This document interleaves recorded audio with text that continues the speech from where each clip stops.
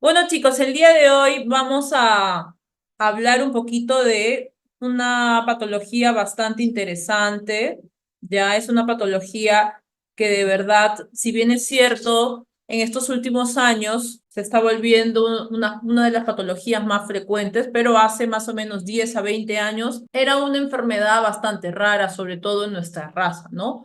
Porque ya más adelante voy a tocar este tema, sobre todo que la enfermedad inflamatoria intestinal, sobre todo es el pan de cada día allá en Europa, ¿no? Sobre todo era más frecuente en la raza caucásica. Pero ahora, pues, con nuestros antepasados, nuestros abuelos y todo, y se supone que también que ahora, pues, la mayoría de nosotros en algún momento, pues, con lo que se han venido los españoles para aquí al Perú, entonces ya de otra manera esta patología cada día se ve con mucho más frecuencia, sobre todo no solo en nuestro país, sino a nivel nacional, ¿no? No solamente a nivel de Perú, sino también se está viendo en Latinoamérica, sobre todo como México, Colombia, ¿no? Donde se ven mucho más casos que nosotros.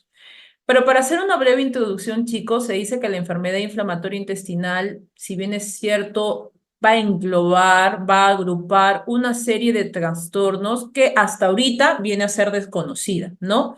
Por ahí la literatura habla de que está asociada a una respuesta inmune, ¿no? Desmesurada que produce lesiones de profundidad y extensión variable en nuestro intestino, ¿ya? Se dice también de esta patología que viene a ser de un curso crónico, si bien es cierto, eso no es nada agudo, ¿no? Sin tendencia a la curación y con una evolución difícil de predecir. ¿Esto qué significa, chicos? Si bien es cierto, hay que ser bastante sincero con nuestros pacientes. La mayoría que presentan este tipo de enfermedad inflamatoria intestinal, si bien el tratamiento que nosotros damos al paciente no es para la curación, sino es para la remisión de los síntomas, ¿no? Pero definitivamente con un buen tratamiento, con un buen estilo de vida, estos pacientes, la mayoría tienen curación de la mucosa, ¿no? Pero de que se cure al 100%, no, así que hay que ser bien francos. Tiene una evolución difícil de predecir. ¿Por qué? Porque estos pacientes hacen muchas complicaciones, como uno de ellos es el megacolon tóxico, y siempre estos pacientes en algún momento se exacerba la enfermedad o vienen con algún tipo de brote, ¿no? Entonces, cuando nosotros hablamos de enfermedad inflamatoria intestinal, sobre todo vamos a hablar de dos entidades a la cabeza que tenemos, la colitis ulcerativa y la enfermedad de Crohn.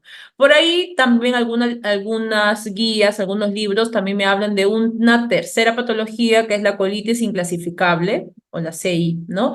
Pero la más frecuente son las dos chicos que el día de hoy vamos a hablar de ello, de la colitis ulcerativa y la enfermedad de Crohn. En cuanto a la epidemiología, chicos, como les había comentado, predominan sobre todo en la raza blanca, en la raza caucásica, ¿no? Poblaciones occidentales. Se dice que la colitis ulcerativa tiene una incidencia de 4 a 7 casos por 100.000 habitantes y una prevalencia de 44 y 87 casos por 100.000 habitantes.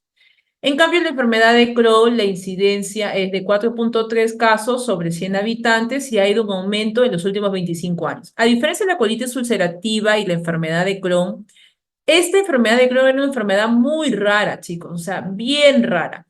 Normalmente cuando pacientes venían con una sintomatología, la enfermedad de Crohn era uno de los diagnósticos diferenciales, pero el último, ¿no? Siempre en estos pacientes se sospechaba más de una TBC intestinal. Se dice también que predomina, ¿no? El grupo etario más o menos entre los 20 y 40 años en la colitis ulcerativa y se puede dar entre los 15 y 30 años en la enfermedad de Crohn. Son estos dos picos, ¿ya? Ahora, si bien es cierto, tiene una segunda aparición también la enfermedad de Crohn entre los 40 y 60 años, ¿no? Pero más o menos para que ustedes tengan alguna noción que se puede presentar en estos 2 años. Ahora, es un poquito raro que la enfermedad de Crohn se manifieste en adultos mayores, por ejemplo, de 70, 75, 80, pero hemos tenido, ya, o sea, yo en todo este tiempo de que he sido asistente he tenido una paciente que hemos diagnosticado la enfermedad de Crohn a los 75 años, ya, o sea, es bastante raro, sí, ya, el grupo etario que se presente a esa edad, pero se puede dar. Ya, chicos, dentro de la etiología, ya, normalmente esta etiología me habla, ya, hay muchas etiologías, ¿no? Pero, por ejemplo, la más, no, pasa, estamos en el 4, sí, ajá, ahí. En cuanto a la etiología de la enfermedad, ya se puede decir que hay muchos factores que van a intervenir en la etiología. A la cabeza tenemos los factores ambientales, los factores dietéticos, los agentes microbianos, ¿no? Normalmente se dice que los factores ambientales, por ejemplo, tenemos sustancias químicas, droga, el tabaco, antígenos de la dieta y agentes infecciosos, ¿no? Y factores dietéticos, como por ejemplo, hay gente que, por ejemplo, no se cuida y el alto consumo en carnes rojas, en preservantes, ¿no? Por ejemplo, pacientes que de repente también abusan de algunos tipos de fármacos, como el acetaminofén, ¿no? Analgésicos, no narcóticos. Otras etiologías también bastante importantes son los agentes microbianos, ¿no? Por ejemplo, tiene que ver también mucho ya la infección por citomegalovirus, que también tiene que ver mucho aquí con estos pacientes, ¿ya? Entonces, se dice que el citomegalovirus es una enfermedad que también puede desencadenar una enfermedad inflamatoria intestinal más adelante, ¿no? Unas variantes de la forma L de las bacterias intestinales y parásitos como clamidia, que también se ha visto de que puede estar relacionado con la enfermedad inflamatoria intestinal. Siguiente. Otras etiologías que también habla la literatura, chicos, es, por ejemplo, los productos bacterianos endógenos como endotoxinas y péptidos bacterianos de la flora intestinal, alteraciones de la permeabilidad intestinal, que también tiene que ver mucho con esta proliferación bacteriana, que eso también va a desencadenar que estos pacientes puedan presentar enfermedad inflamatoria intestinal. Factores genéticos también, si tenemos, por ejemplo, parientes de primer grado, sobre todo papá, hermanos que tienen uno de ellos una colitis ulcerativa o, por ejemplo, enfermedad de Crohn, normalmente aumenta más la incidencia para tener estos tipos de este tipo de enfermedades bastante raras. Ahora, también si tenemos una alteración en el sistema inmunológico, ¿no? Si por ahí tenemos algún tipo de antecedente que tenga todo el tiempo un sistema inmunológico deprimido, eso también va a hacer que presentemos pues enfermedad inflamatoria intestinal con el tiempo, ¿no? Ahora, como ya tuvimos una pequeña introducción de lo que sí es la enfermedad inflamatoria intestinal, chicos, lo que tienen que saber es lo más importante, que es una enfermedad que todavía no tenemos la causa. Si bien es cierto, por ahí tenemos varios factores, sobre todo factores inmunológicos, ¿no? Varios factores que pueden hacer de que estos pacientes puedan tener una enfermedad inflamatoria intestinal, pero nada está descrito por el momento. O sea, no tenemos una etiología a 100% cierta para nosotros poder decir por qué estos pacientes puedan presentar estas enfermedades raras, ¿no? Pero lo que tienen que saber es que esta enfermedad de Crohn, como la colitis ulcerativa, el diagnóstico normalmente para hacer el diagnóstico normalmente no solo tenemos que hacer el diagnóstico con la clínica, sino tenemos que tener tres cositas. Tenemos que tener la clínica, tenemos que tener el diagnóstico endoscópico y también el diagnóstico por biopsia. Esas tres cosas yo tengo que tener para diagnosticar mi enfermedad de Crohn o mi colitis ulcerativa. Si solo tengo la clínica, pero hago mi endoscopía, mi colonoscopía y no veo ningún tipo de lesiones, por ende mi biopsia también va a ser negativa. Entonces tengo que tener esos tres para yo hacer mi diagnóstico, ¿me entienden, chicos? Entonces, si yo, por ejemplo, tengo una biopsia que no concuerda o con una enfermedad de Crohn o colitis ulcerativa, entonces no es un diagnóstico de una enfermedad inflamatoria. Se dice, chicos, que la enfermedad de Crohn viene a ser una inflamación transmural crónica, ¿ya? Que puede afectar a cualquier parte del tracto alimentario. O sea, puede tener lesiones desde la boca hasta el ano y que asocia con muchos aspectos Ajá. extradigestivos. Sí, adelantaron la ¿Ya vieron el link? No, pero el link para asistencia. Chicos, ¿me escuchan, no? Sí, doctora, sí se le escucha. Ya. Entonces, se dice que la enfermedad de Crohn, hay alguien que está con el micrófono, por eso es que hay media interferencia. A ver, por favor, si pueden Sí, doctora, apagar. ya se corrigió el problema. Puede Ya. seguir. Entonces, se dice, chicos, que la enfermedad de Crohn viene a ser una inflamación transmural crónica que puede afectar cualquier parte del aparato digestivo, o sea, puede afectar desde boca hasta el ano y se va a asociar a muchos aspectos extradigestivos. O sea, no necesariamente hay lesiones en la parte digestiva, sino también puede haber lesiones en otras partes del cuerpo, a eso se refiere. Entonces, lo que también tiene que saber es que esta enfermedad de Crohn me va a afectar el ilion, el colon y la parte perianal. Muchos pacientes vienen debutando esta enfermedad con una fístula perianal, por ejemplo. Le hacemos por ahí estudios y al final termina con una enfermedad de Crohn. Siguiente. Se dice también, chicos, por ejemplo, que en cuanto a la incidencia y la epidemiología de la enfermedad de Crohn, tiene una incidencia en la población general de 3 a 7 casos por 100.000 cada año, ¿no? También se dice que esta enfermedad tiene una máxima incidencia en donde en países del norte de Europa y Norteamérica. O sea, como yo les había comentado, es una enfermedad de verdad de raza caucásica. Se dice por ahí que afecta más por ahí a la población judía. En algún principio se estudiaron ahí a una población judía y de ellos por lo menos de 10, pues por lo menos 6, 7 presentaban esta enfermedad, ¿no?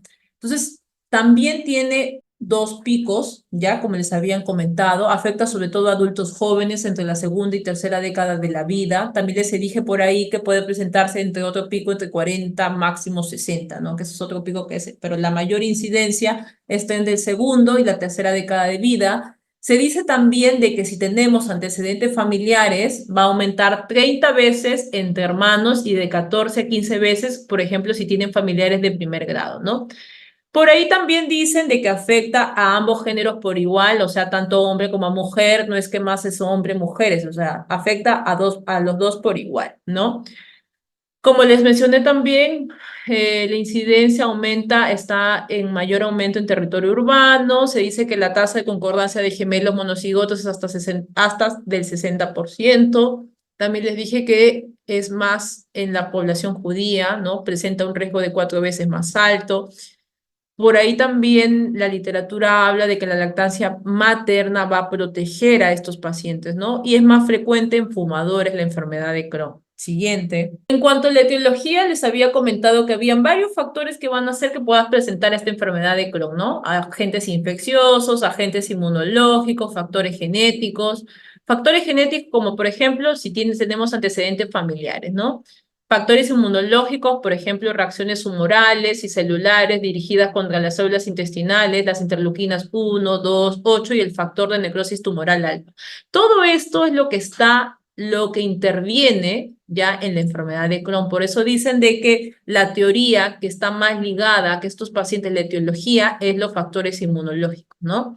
Ahora, dentro de los agentes infecciosos, a la cabeza pues tenemos las micobacterias, el Mycobacterium paratuberculosis, el virus del sarampión, que eso también dice que tiene que ver bastante en el origen de la enfermedad de Crohn. Dentro de las manifestaciones clínicas, chicos, yo les dije que tengo que tener 3 diagnósticos para poder hacer mi diagnóstico certero. Mi diagnóstico endoscópico, la clínica que manifiesta el paciente, más la biopsia, ¿no? Entonces, lo primero que tengo que tener es la clínica. ¿Cómo es la clínica de mi paciente con enfermedad de Crohn? Estos pacientes vienen con dolor abdominal crónico. Acuérdense, chicos, que no es una enfermedad aguda, es una enfermedad que poco a poco pues, se va deteriorando el paciente.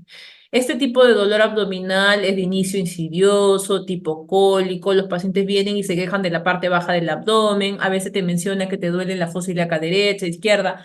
Muchos de esos pacientes a veces tienen un dolor localizado en fosa ilíaca derecha y vienen a historia de emergencia y al final pues lo terminan operando de una apendicitis y al final lo operan todo y el apéndice está normal, ¿no?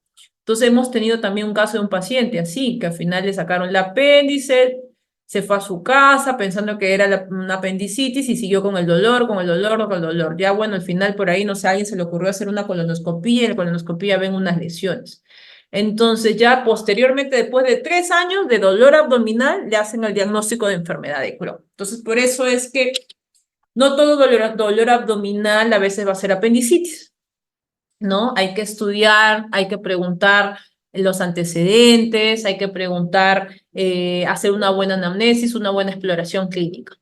Otro sintomatología que también tiene que estar presente es la diarrea, ¿no? Se dice que la diarrea puede ser intermitente. La característica de estos pacientes con deposiciones líquidas es que no hay moco, no moco, pus o sangre, ¿no? Pero hay deposiciones líquidas, que es una deposiciones líquidas de forma intermitente. Otras manifestaciones clínicas que tenemos es, por ejemplo, también la pérdida de peso. Pacientes pueden presentar febrícula, pérdida de fuerza muscular, malestar general, o sea, unos síntomas generales, ¿no? Que pueden ocasionar también en cualquier otra patología. Pero lo que llama la atención en una enfermedad de Crohn es el dolor abdominal insidioso.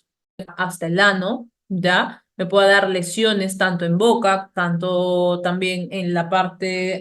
Les estaba comentando que dentro de las manifestaciones intestinales, porque al principio ya de la presentación les comenté que puede dar lesiones tanto desde boca hasta ano, pero también podemos tener manifestaciones extradigestivas.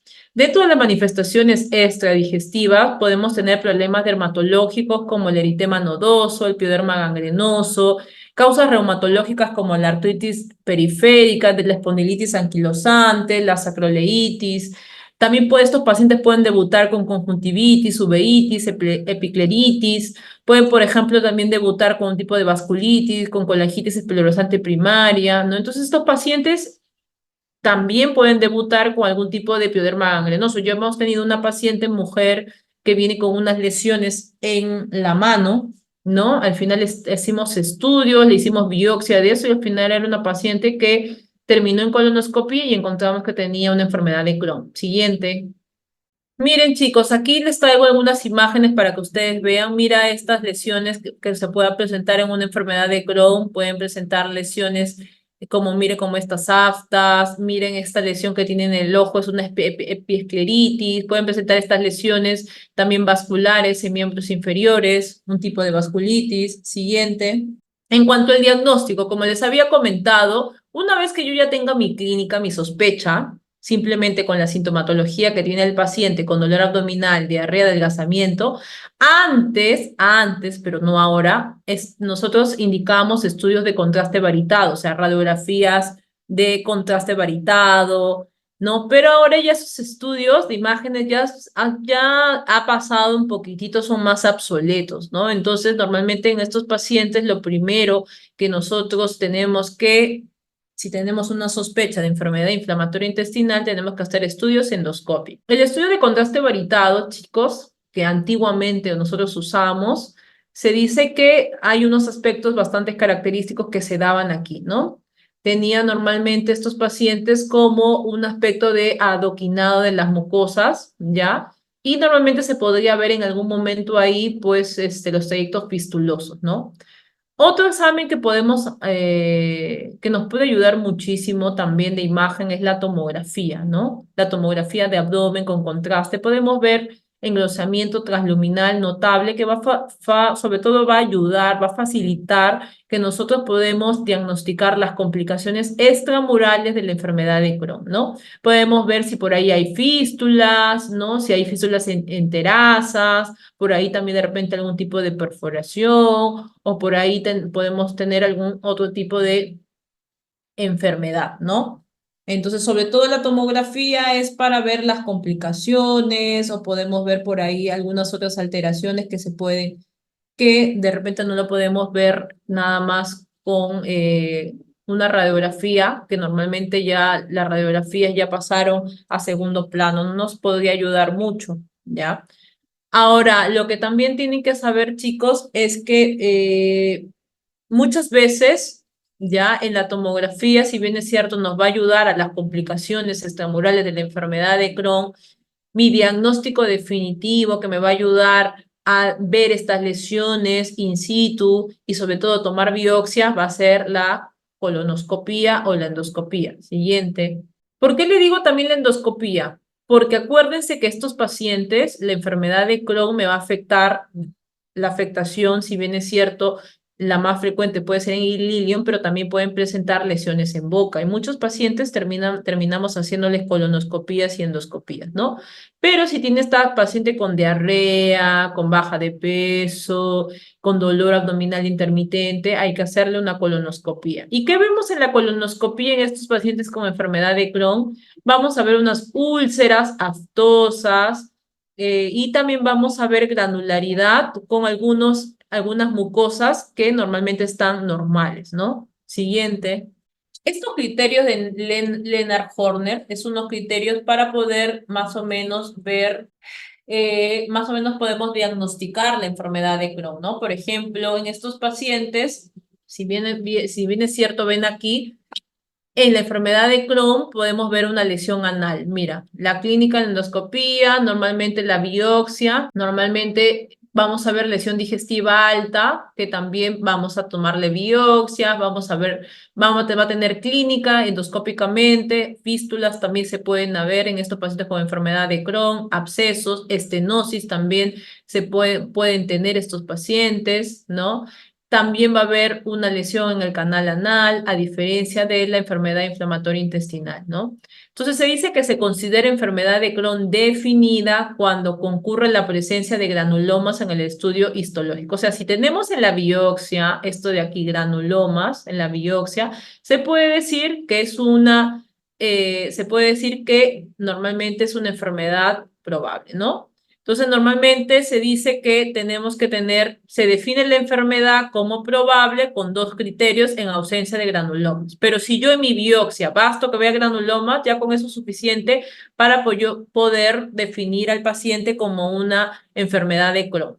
Pero si tengo dos criterios y no tengo granulomas en la biopsia, es una enfermedad probable. Por eso les dije, chicos, que tenemos que hacer una unidad clínica, ¿no? Mi clínica, mi diagnóstico endoscópico más mi biopsia. A ver, este cálculo del CDAI, ya, normalmente chicos también utilizamos, es una escala, es una escala para ver, por ejemplo, la severidad del paciente, ¿no? El score tiene un rango aproximado de 0 a 600, tomando como revisión un CDAI menor de 150, y hablamos de una enfermedad severa cuando tiene un CDAI mayor de 450.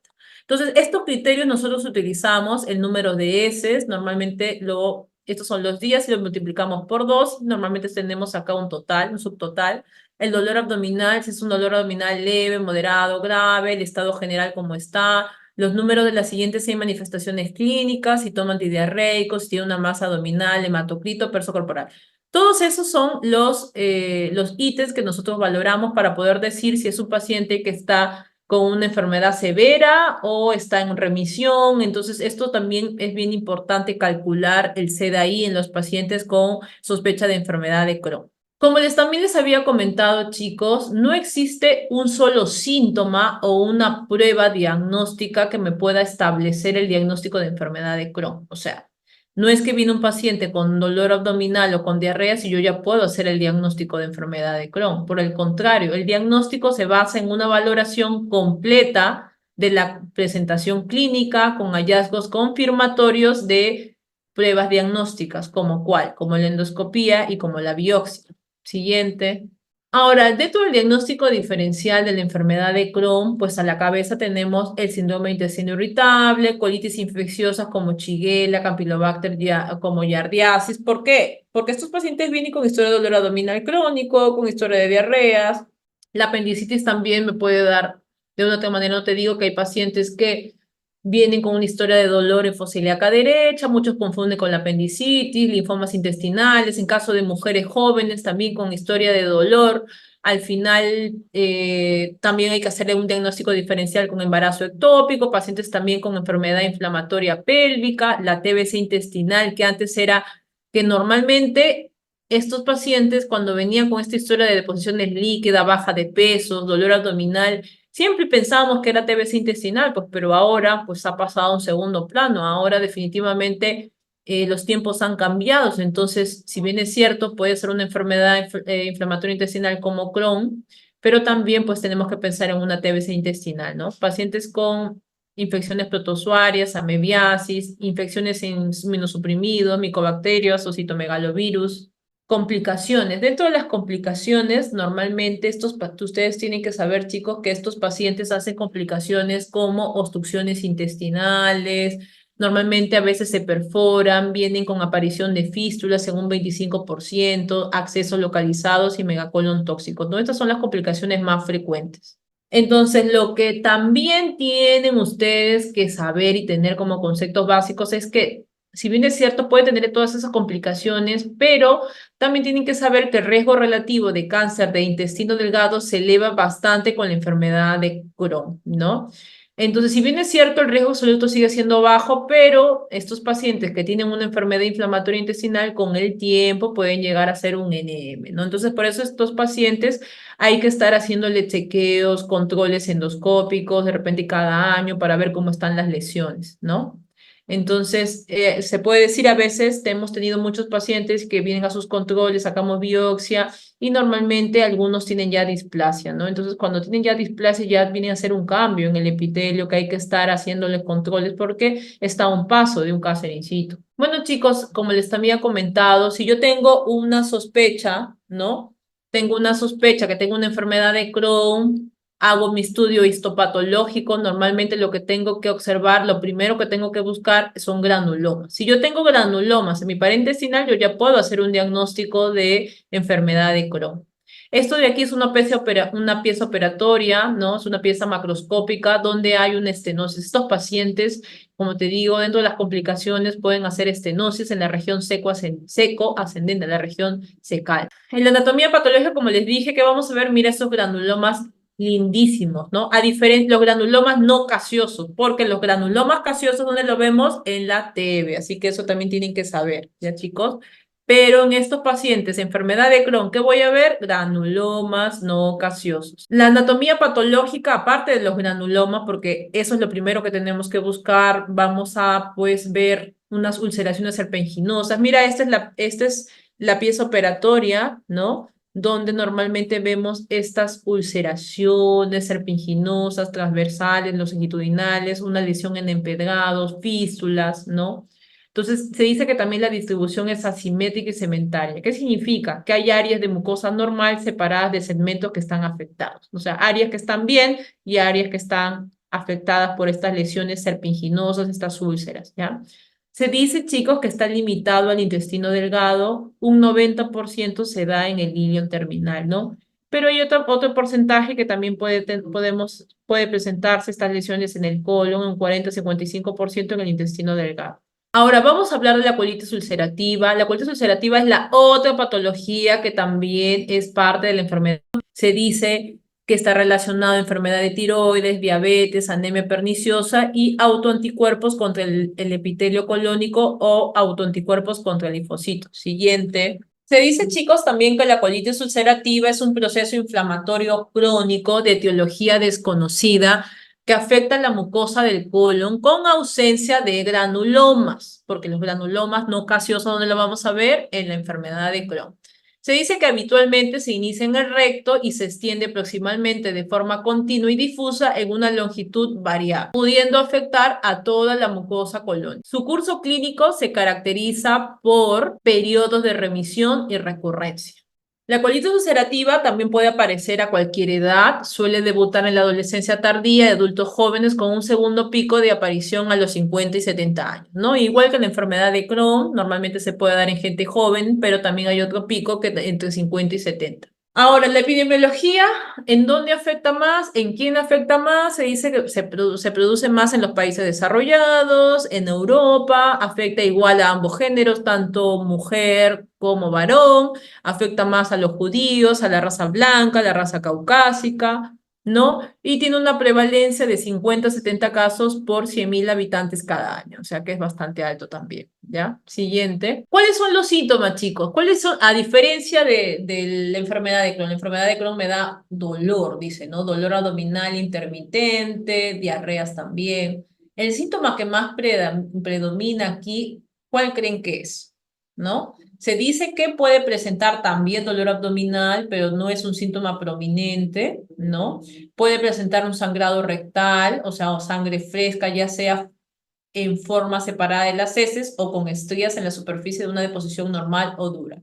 Se dice que la diarrea no siempre está presente, los pacientes suelen padecer incontinencia. Son esos pacientes que vienen y te dicen, doctora, tengo una urgencia de que quiero ir al baño y al final no hago, ¿no? Suele asociarse a la eliminación de gran cantidad de moco, a menudo con sangre y pus. A diferencia de la enfermedad de Crohn, que la enfermedad de Crohn dice que pueden presentar diarreas, pero no tiene moco. También tiene manifestaciones intestinales, al igual que la enfermedad de Crohn. Estos pacientes también pueden debutar con un tipo de artritis periférica, una espondilitis anquilosante, sacroileitis, colangitis esclerosante primaria, que normalmente viene a ser una manifestación más grave, ¿no? Como también les había comentado, chicos, según las guías del ECO, que es una guía europea del 2012, no existe una regla de oro para establecer el diagnóstico de colitis ulcerativa.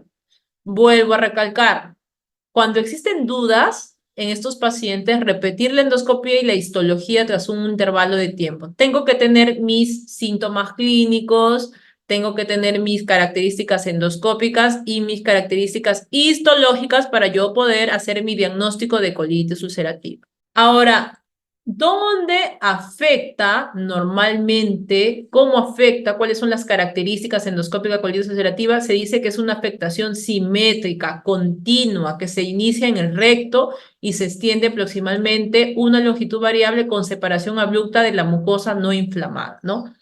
Tiene eritema, tiene granularidad, friabilidad, erosiones. ¿Qué habíamos visto en la enfermedad de Crohn? Úlceras serpentiginosas, ¿no? Aquí, más que úlceras, hay eritema, mucha inflamación, hay granularidad, hay erosiones, ¿no? Se dice que la afectación es simétrica. Toda la parte de la mucosa está tomada, ¿no? A diferencia de la enfermedad de Crohn, que también hay unos segmentos que están respetados. Aquí no. Miren, chicos, esto de aquí viene a ser un paciente con una colitis ulcerativa donde ven granularidad, van a erosiones. Miren, toda la mucosa es una mucosa que normalmente está edematosa, que viene a tener un patrón en granular, ¿no? Miren, esto de aquí también viene a ser este de aquí abajo es una colitis por citomegalovirus, que también hay que hacer diagnóstico diferencial con una enfermedad inflamatoria intestinal, ¿no? Esto es otro diagnóstico que también ustedes ven erosiones, ¿no? Es una mucosa donde está afectado toda la parte del colon, no hay segmentos que están respetados. La histología, ¿qué tengo que tener yo en mi biopsia para hacer el diagnóstico de colitis ulcerativa? Tengo que tener la metaplasia de células de Panet, depresión de mucina. Normalmente tenemos que tener criptitis, abscesos, agregados linfoides basales, plasmocitosis basal, ¿no? Entonces, esto son características de normalmente un paciente con enfermedad inflamatoria intestinal. Esto es lo que tengo que encontrar yo en mi biopsia. Entonces, esto también es un diagrama bastante interesante, ¿no? Donde me habla que hay criptitis, distorsión y abscesos, ¿no? Hay unas células de Glover que también normalmente se van a encontrar en esta colitis ulcerativa, ¿no? Las manifestaciones clínicas, tanto en la colitis ulcerosa como en la enfermedad de Crohn, esto es un cuadrito bastante interesante, donde veo más dolor moderado a severo con fiebre, más en enfermedad de Crohn. ¿Dónde voy a ver diarrea sanguinolenta, pujos y tenesmo? En la colitis ulcerativa, ¿ya? ¿Dónde se va a dar más las enfermedades perianales? Más frecuente en la enfermedad de Crohn, ¿no? ¿Dónde vamos a tener más manifestaciones intestinales? Normalmente poco más frecuentes en la enfermedad de Crohn, ¿no? ¿Dónde vamos a tener signos de inflamación más frecuente en la enfermedad de Crohn?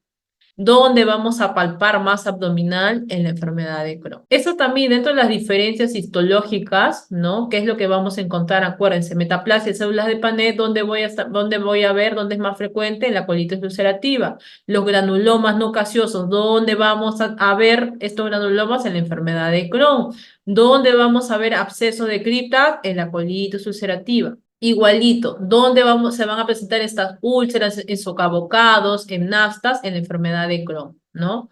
¿Dónde vamos a ver unos pseudopólipos? En la enfermedad de colitis ulcerativa, ¿no? ¿Dónde vamos a ver hiperemia en la mucosa, difusa en la colitis ulcerativa? En la enfermedad de Crohn vamos a ver, pero en forma parchada, ¿no? ¿Dónde va la afectación rectal? ¿Dónde va a ser más frecuente? En la colitis ulcerativa, normalmente la afectación rectal es más frecuente, ¿no? Si bien es cierto en la enfermedad de Crohn también, acuérdense que se pueden presentar fístulas perianales y todo, pero en menos porcentaje. ¿Cuál es la diferencia entre la colitis ulcerativa y la enfermedad de Crohn? Ya les había comentado que la enfermedad de Crohn afecta desde la boca hasta el ano, la colitis ulcerativa puede afectar el recto, ¿no? Es mayor la presentación en el recto y también en el colon. La afectación va a ser discontinua en la enfermedad de Crohn, en la colitis ulcerativa va a ser más continua. La enfermedad de Crohn, la afectación también va a ser transmural, en cambio, en la colitis ulcerativa solo mucosa. ¿Qué vamos a encontrar en las biopsias? Granulomas no gaseosos en la enfermedad de Crohn, agregados linfoides, fibrosis. En la colitis ulcerativa, abscesos, acuérdense, depresión de mucina, distorsión glandular. Dentro del tratamiento, chicos, que ustedes tienen que saber, hay muchos tratamientos, pero ya lo último que se está utilizando aquí dentro del tratamiento se puede decir que es los biológicos, ¿ya? Que ahorita, por ejemplo, en el hospital de la policía utilizamos la adalimumab, ¿no? También utilizamos el infliximab sobre todo para colitis ulcerativa, pero antes de que estos pacientes sean candidatos de usar los tratamientos biológicos, normalmente tenemos que hacer un descarte de todo, porque si bien es cierto, estos biológicos son medicamentos que pueden por ahí hacer de que se encienda una enfermedad ya preexistente. Entonces, si el paciente, hay que descartar que el paciente no tenga una tuberculosis latente, que no tenga por ahí otra, de repente tenga un tipo de infección, ya sea a nivel dentario o algún tipo del cuerpo, porque eso puede avivar más, encender con este tratamiento la infección. Entonces, cuando estos pacientes van a ser sometidos a este tratamiento con biológicos, lo tenemos que desfocalizar. Tenemos que hacer que no tengan ningún tipo de infección y estar bien seguros que no lo tengan para poder dar un tratamiento con estos, ¿ya? Esto es normalmente lo último que se está dando. Sobre todo también se le dan los biológicos a estos pacientes que no responden al tratamiento o que ya tienen algún tipo de complicación como estenosis, como fístulas, ¿no? Pero se dice que la colitis ulcerativa, el tratamiento de primera línea viene a ser los aminosilatos, ¿ya? Que normalmente se da de 4 o 6 gramos por día. Los corticoides vía oral también pueden ayudar, pero si tenemos por ahí un brote severo, tenemos que hospitalizar al paciente, darle corticoides endovenosos, ¿no? También se puede dar el ciclosporina en forma endovenoso, ¿no? Entonces, eso también es importante que ustedes lo tienen que saber, ¿no? Dependiendo si tiene complicaciones, no tiene complicaciones, si estamos ante un brote, qué tipo de, si está ante un brote leve, moderado, severo, dependiendo de eso, es el tratamiento también. Bueno, chicos, eso es todo lo que les quería traer. Es algo, sobre todo, si bien es cierto, la enfermedad inflamatoria intestinal no es algo que ustedes vean el pan de cada día, ¿no? La verdad es que no es algo tan frecuente de repente en la emergencia, pero sí últimamente en estos años se ha vuelto una enfermedad que si bien es cierto, a veces el tratamiento, no hay una medicación que se le pueda dar a estos pacientes porque como les había comentado, los biológicos, cada ampolla está entre 3.000 soles y a veces los pacientes necesitan una ampolla cada 15 días, o sea, son 2 ampollas mensuales y eso está más o menos, como te digo, 3.000 soles cada ampolla. Entonces los hospitales de Minsa no tienen esto de aquí. Los hospitales de Minsa a lo mucho cuando tienen estos pacientes con un brote moderado, severo, porque solo se hospitalizan los pacientes que tienen brotes severos.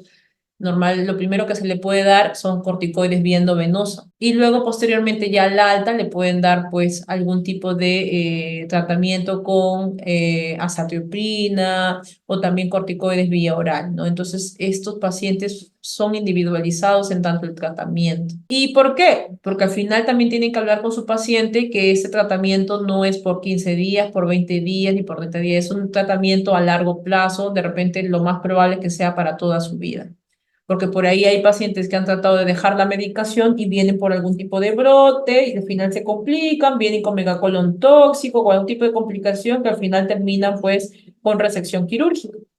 Entonces eso es lo que queremos evitar. Entonces, cuando tenga algún tipo de paciente y le pregunta, doctor, ¿por cuánto tiempo voy a tomar tratamiento? Ustedes tienen que decirle que lo más probable es que sea de por vida. Bueno, chicos, ¿alguien quiere hacer alguna pregunta? ¿Les quedó claro?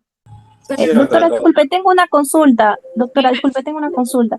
Eh, sobre los marcadores de actividad solamente es específicamente para colitis ulcerosa, ¿verdad? ¿Cuál marcador? Lo que pasa es que no hay un marcador en sí que yo te pueda decir, mira, tienes que dejarle este marcador y es específico para colitis ulcerativa. Como les había dicho en una de las diapositivas, yo tengo que, para hacer mi diagnóstico tanto de colitis ulcerativa como enfermedad de Crohn, tengo que tener tres cosas: la clínica, el estudio endoscópico y la biopsia. Con esos tres, yo hago mi diagnóstico. Pero si, por ejemplo, solo tengo la clínica, pero endoscópicamente no sé, no veo granulomas, no veo úlceras serpentiginosas, entonces es medio raro. Puede ser una sospecha, algo probable, pero en sí también mi biopsia solo y no tenga clínica también es raro. Entonces tengo que tener estas tres cosas yo para hacer un diagnóstico de una enfermedad inflamatoria intestinal. Chicos, ¿alguna otra pregunta? Doctora, ¿cuál es la manifestación extraintestinal más frecuente en Crohn y en colitis ulcerativa? En la enfermedad de Crohn, chicos, normalmente lo que hemos visto estos pacientes es, por ejemplo, dentro de las manifestaciones intestinales más frecuentes, si bien es cierto, pueden haber muchas, ¿no? En la colitis ulcerativa, por ejemplo, hemos tenido pacientes con piodermas gangrenosos. En la enfermedad de Crohn, hemos tenido un paciente, por ejemplo, que ha tenido lesiones en la boca, fístulas perianales en la enfermedad de Crohn, que es lo más frecuente. Entonces, si nosotros no queremos llegar a eso, chicos, hay que hacerles controles periódicamente a estos pacientes y que tengan un buen tratamiento, porque muchas veces esta recaída de estos pacientes, estos brotes por los que vienen, es porque dejan el tratamiento. Dejan el tratamiento y al final vienen pues con historia de diarreas, de posiciones con sangre, vienen con dolor abdominal o vienen con lesiones, como les dije, intestinales como el pioderma gangrenoso, estas lesiones en la boca. Entonces, ¿qué tenemos que hacer? Estos pacientes hay que hablarles bien y que decirles pues que no pueden dejar el tratamiento y que tienen que venir periódicamente a sus controles.